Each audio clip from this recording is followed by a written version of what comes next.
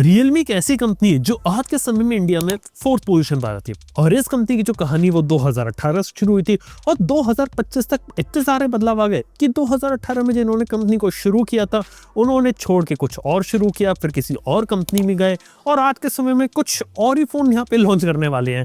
लेकिन उनकी बात हम कभी किसी और वीडियो में करेंगे। लेकिन अभी बात करते कि 2018 से लेकर 25 तक कहानी काफी इंटरेस्टिंग रही। देखो, सबसे पहली बात तो कि रियलमी का नाम खुद भी ओरिजिनल नहीं था। रियलमी के उन नाम को सिर्फ इसलिए चूज किया गया था क्योंकि उसकी सिमिलैरिटी रेडमी से काफी ज्यादा मिलती है और रेडमी उस जमाने में नंबर 1 हुआ करती थी। वो बात अलग है कि आज वो टॉप 5 में भी नहीं आते, लेकिन रियलमी और रेडमी का नाम इतना सिमिलर था कि लोग ये कंफ्यूज हो जाए कि लोगों को लगे कि रियलमी भी रेडमी का और उसका फोन यहाँ पे जाकर ले ले। और ये काम किया था ओप्पो ने सब ब्रांड खोल के, और ओप्पो से लड़ने के लिए Xiaomi वालों ने भी सोचा कि चलो हम भी अपना पोको बना देते हैं, और ऐसे मजाक मजाक में पोको जैसी कंपनी बन गई।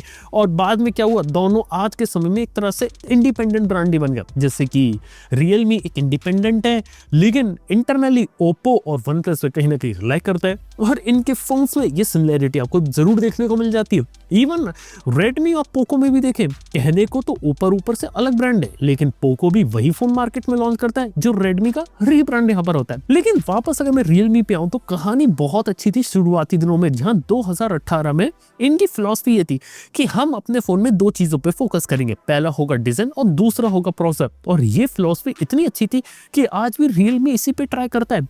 कहने की बात है कि आप मानो ना मानो, रियलमी के फोन के जो डिजाइन होते हैं ना वो यूनिक होते हैं। हर कुछ महीनों के बाद कुछ ना कुछ नया डिजाइन, कुछ ना कुछ नया लुक अपने मोबाइल फोन में आता रहता है, क्योंकि उन्हें पता है जो यंगस्टर्स होते हैं उनको नया लुक नया डिजाइन ये पसंद आता है। इसलिए अपने फोन में नया लुक नया डिजाइन नई यूनिकनेस रखो। और दूसरी चीज मैंने बताया प्रोसेसर, आज भी रियलमी ये पूरी कोशिश करता है कि मार्केट में कोई प्रोसेसर लॉन्च हुआ नहीं, उसका फोन यहाँ पे मार्केट में पहले तैयार हो जाना चाहिए। यानी कि मार्केट में मौजूद हर एक मोबाइल फोन के प्रोसेसर पे रियलमी को एक फोन निकल रहा है। पता नहीं क्या रियलमी के साथ, लेकिन वो इसी फिलॉसफी पर यहाँ पर चलते रहते हैं। लेकिन बात करें तो रियलमी के जो फोन्स आए थे शुरुआत में वाकई में काफी अच्छे थे, क्योंकि वो वैल्यू फॉर मनी थे, प्रोडक्ट काफी अच्छा था, एग्रेसिवली खेलते थे, ऑनलाइन उन्होंने फोकस किया था और ऑनलाइन रेडमी को मार्केट यहाँ पे खाने लगे थे। और सक्सेस इन्हें इतनी अच्छी मिली थी कि 18, 19 और 2020 तक आते आते यहाँ पे ये कंपनी बहुत ही अच्छा ग्रो कर रही थी और इंडिया के अंदर one of the fastest growing brand यहाँ पे बन गई थी।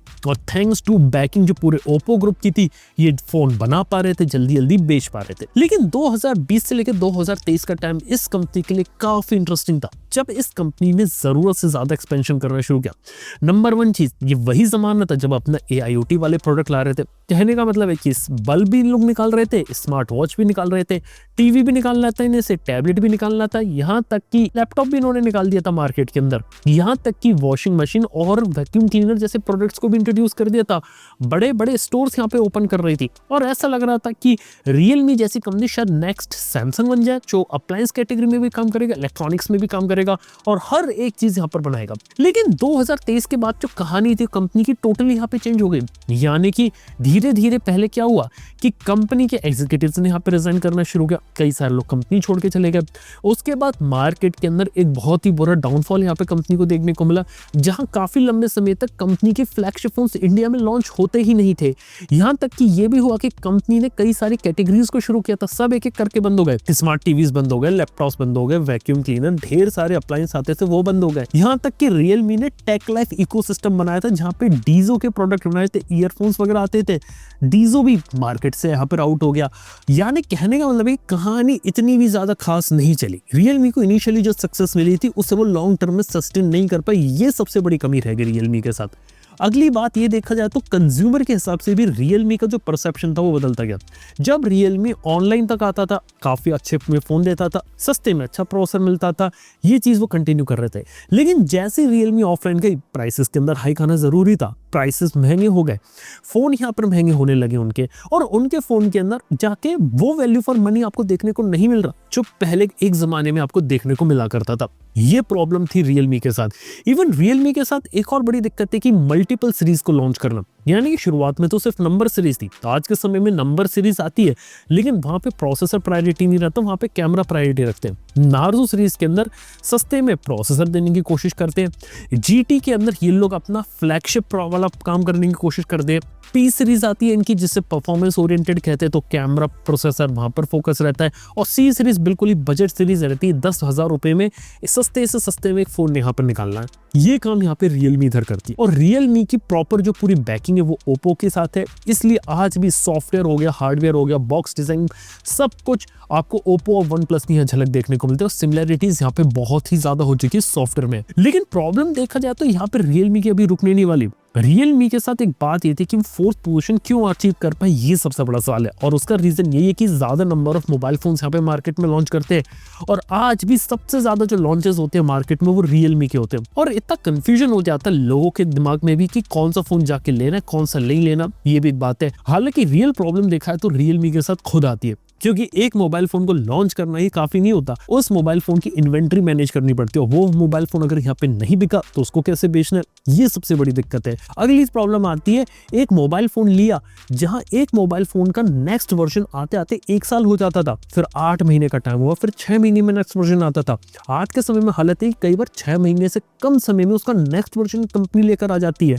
और जब इतनी जल्दी जल्दी मेजर चेंजेस यहाँ पे आप करते हैं तो यहाँ पे मोबाइल फोन के अंदर आफ्टर सेल सर्विस कैसे प्रोवाइड करनी, ये भी एक सवाल है, क्योंकि फिर कंपोनेंट नहीं मिलते। और मार्केट में अगर कंपोनेंट नहीं होंगे तो मोबाइल फोन के अंदर कोई दिक्कत आएगी तो आप उसे कैसे फिक्स करोगे। और लोग जो कंज्यूमर रियलमी का फोन खरीदते हैं तो वो इस प्रॉब्लम को यहाँ पे फेस करते हैं। इसके अलावा अपडेट को लेके अलग दिक्कत है। रियलमी प्रॉमिस करता हम अपडेट दे देंगे, लेकिन जब इतने सारे फोन्स लॉन्च हो रहे हैं तो अपडेट कैसे दे पाएंगे, ये भी एक सबसे बड़ा सवाल है। ऊपर से रियलमी यूआई भी इतना ज्यादा इवॉल्व नहीं किया, ब्लोटवेयर और बाकी सारी चीजों का बहुत क्रिटिसिज्म रियलमी को यहाँ पर मिला है, लेकिन फिर भी अपने यूआई को और ज्यादा एडवांस यहाँ पर नहीं बना पाए। और सच बात है कि रियलमी यूआई कुछ भी कह ले, इंटरनली वो अभी भी कलर ओएस ही है इधर। लेकिन बात करें तो रियलमी की जो कहानी होती है ना, अब मार्केट में काफी तेजी से बदलने लगी है। यानी कि जीटी सीरीज जब एक जमाने में नहीं आती थी, उन्होंने सोचा कि अब हम फिर से फ्लैगशिप के अंदर रियलमी का जीटी लाते हैं।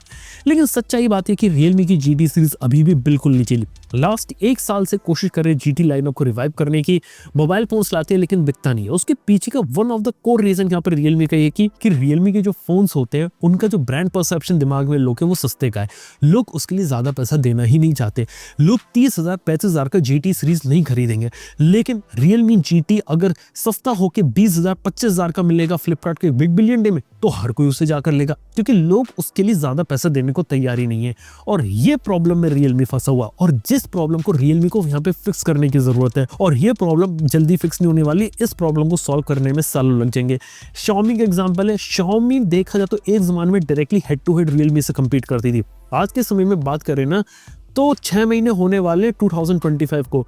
टेक्निकली इस साल उन्होंने सिर्फ 3 मोबाइल फोन्स को लॉन्च किया, Xiaomi 15, Xiaomi 15 Ultra और एक 14C। देखा जाए तो ये Xiaomi देखा तो बहुत अलग तरीके से काम कर रही है, उसे ज्यादा नंबर ऑफ फोन्स यहाँ पे लॉन्च नहीं करने। लेकिन वहीं रियलमी एक ऐसी पोजीशन पर यहाँ पर बैठा हुआ है जहां पे वो मोबाइल फोन्स धीरे-धीरे लॉन्च करे जा रहा है, सिर्फ मार्केट शेयर यहाँ पे ग्रैब करने के लिए।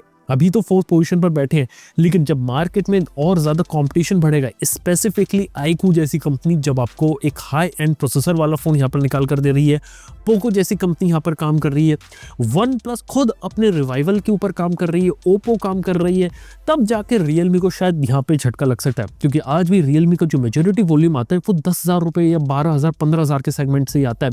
आज भी जो बड़ा शेयर होता है 30,000 के ऊपर वाला, वो अभी भी ग्रैब नहीं कर पाए। ये रियलमी के लिए प्रॉब्लम है। इसके साथ ही देखा जाए तो हाँ, रियलमी को ना कई सारी चेंजेस करने की जरूरत है, और देखते हैं कि आने वाले समय में किस तरीके से यहाँ पे इवॉल्व करते हैं और अपने फोन की प्राइस कुछ इस तरीके से एडजस्ट करने लगे कि लोगों को उनके फोन अगर दोबारा से पसंद आने लगे, या फिर लोगों को किसी तरीके से कन्विंस कर ले कि आप रियलमी जैसे ब्रांड के लिए 30,000 35,000 रुपए निकालिए, तो यहाँ पे रियलमी कुछ यहाँ पे सर्वाइव कर सकता है लॉन्ग रन में।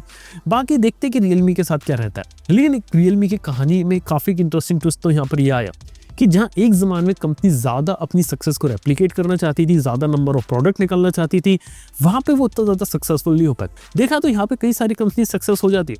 Xiaomi का एक अच्छा एग्जांपल है। Xiaomi जैसी कंपनी आज के समय में टीवी मार्केट के अंदर काफी अच्छा कर रही है और काफी अच्छा ग्रो कर गई है। लेकिन रियलमी कैसी कंपनी जो स्मार्ट टीवी मार्केट में फिर से यहाँ पे डूब गई। तो हाँ यार, इस तरह की कहानी यहाँ पे मार्केट में चलती रहती है। बात है आप लोगों को रियलमी जैसी कंपनी के फोन्स यहाँ पर कैसे लगते हैं, आपको उनके फोन के अंदर कोई कमी लगती है, या फिर आप लोगों ने रियलमी कुछ ऐसे प्रोडक्ट कभी यूज करे जो मार्केट में आज के समय मिलती नहीं है, उनके बारे में आप जरूर से नीचे कमेंट में बता सकते हैं।